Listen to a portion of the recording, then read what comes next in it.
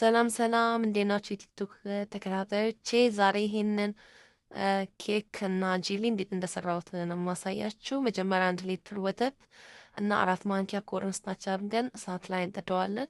ከዛ ግማሽ ብርጭቆ ስኳር አድርገን ቫኒላ አድርገን እሳት ላይ በደንብ እስኪወፍር እናዋህደዋለን። ከዛ አንድ ማንኪያ በተር እናደርጋለን። የሰራነው ኬክ ወይንም ብስኩት ሊሆን ይችላል። ኬኩን አድርገን ያንን የሰራነውን ወተትና ኮርንስታርቹን እናረግበታለን።